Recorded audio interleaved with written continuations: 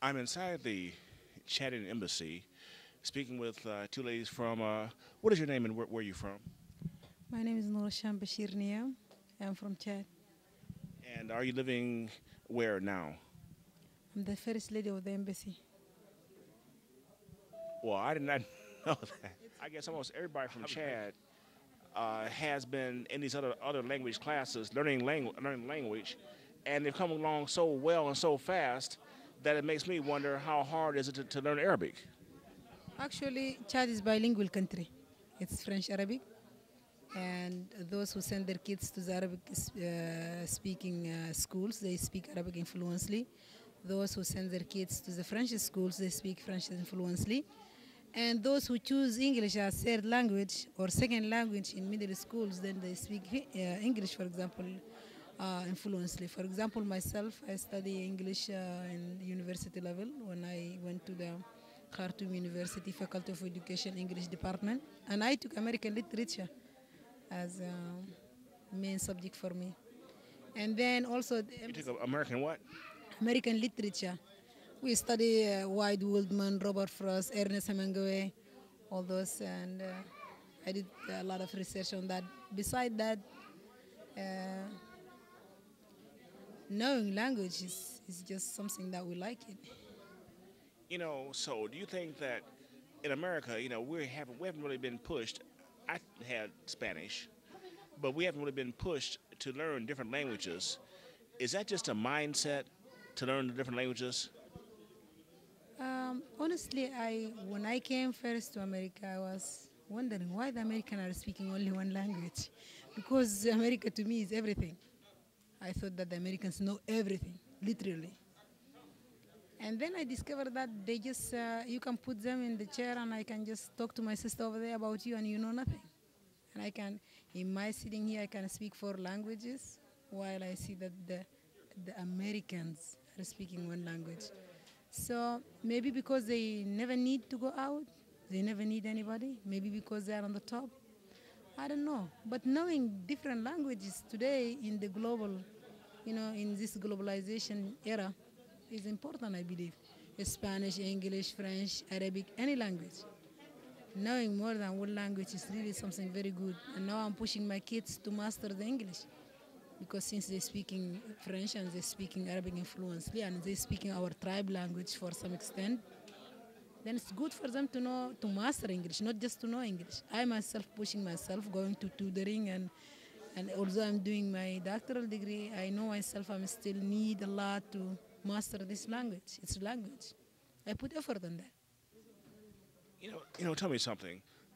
Fort Wayne is kind of a small community, but we have about 85 different ethnic groups there. What can be learned? I mean, to me, it seems like just by knowing your neighbor, you can become so worldly astute just by knowing just a little bit about people who live right down the street from you. Why is that a hard concept to grasp? First of all, I like to thank Fort Wayne people because I have been in Fort Wayne and I love that land and I love those people because I found generosity, kind of a good, humble. They reflect a real American face for me, Fort Wayne people, because I lived with them for a while. To have a lot of ethnicity there because the life there is good, easy. People are escaping from their lands either seeking freedom or dignity or food or education, and you can find all that in in Fort Wayne.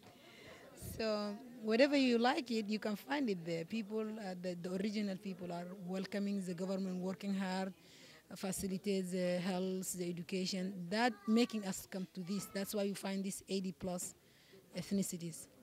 But for the American not to grasp from the others, I believe maybe because they don't have time. They are hard workers. For example, for the Chadian family, the normal Chadian family, the father work and the mother take care of the kids. She try to benefit from the extra time she has. But the American, for example, you find both sides are working. Get up at 7 o'clock and come back by 5 o'clock. and then try to do the necessities also, sometimes homework at home. So that maybe makes them very busy that they may not be able to focus on other languages or on anything else. I don't know. Maybe that's the reason. That's so accurate because I've been working on that for a long time, and either I've seen that some are just fearful because of a different style of dress than the Western way that we dressed, or they might have their hair is different, or just little differences. And I've always heard that differences scare people, but I never realized how much it scares people.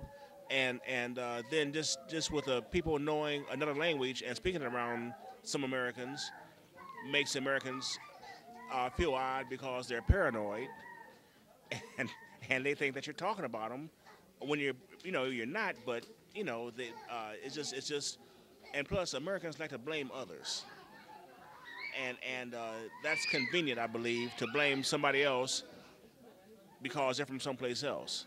But we in Fort Wayne have been working. I've met different people from Chad, different people from Burma, different people from Vietnam, and I've met a core of people who like to reach out and share. And I just think that so much intelligence can be learned from one group to another. Is that accurate? The same picture we have it at Chad when the Americans come to Chad. For example, at the beginning, for example, I have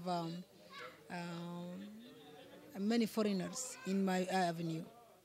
Then the neighbors, they don't just, we welcome the foreigners, but when they speak different language than us, when they dress different than us, when they eat different than us, do everything different than us, that, make you a little bit hesitate as human, because you don't know the other side. But with the time, we love those people. We bring them to our houses. We introduce them to our traditions and customs and food. And we share and we start learning their language. And I remember a lot of British people who came in the different NGOs in Chad when we were young. We listened to them, and we tried to correct our sentences the way they said it, because we believe they are native speakers. I believe that's what's going to happen in Fort Wayne too. I really give the reason for those who may look differently, especially in America after September 11. When something happened to you, it's just happened. The fear is going to be there. But for the community, for the different communities and the ethnicities who came to America, to reflect the good side of them and to show that the evil is not in everybody. It could be in any society. I remember that my teacher used to teach us the bell curve. She put 16 on the plus and 16 on the minus, then she puts the 68 in the middle. When she teaching us the class, how to do your class plan, she said, you don't focus on the smartest kids on the class, the 16s, although you don't ignore them, so they kind of feel bored. You have to put a question that can address them and encourage them to continue on the class. You don't ignore the 16 minus, who are, you can say, less abilities or, slower in their accepting whatever you offer. But you don't ignore them. Also, you give them something that make them think, oh, we are sharing also the class. But your focus is going to be on the 68. In the Americans also, I'm sure as humans, we're going to find minus, we're going to find plus, we're going to find 86. In the ethnicities around Fort Wayne also, definitely we're going to find the best, those who are already Americanized, as we said between quotations, they already Americanized by any means, 16 plus, if we say plus. Then those who refuse to Americanize completely, by any means, no matter what you offer, no matter what you did, minus 16. But the focus is supposed to be on the 68, the normal people who wants to be normal people. Who wants to be normal people, who wants to eat and drink and, adopt the new system for some extent without, losing their organs. But they don't want to be separated from the society because they love to be part of it.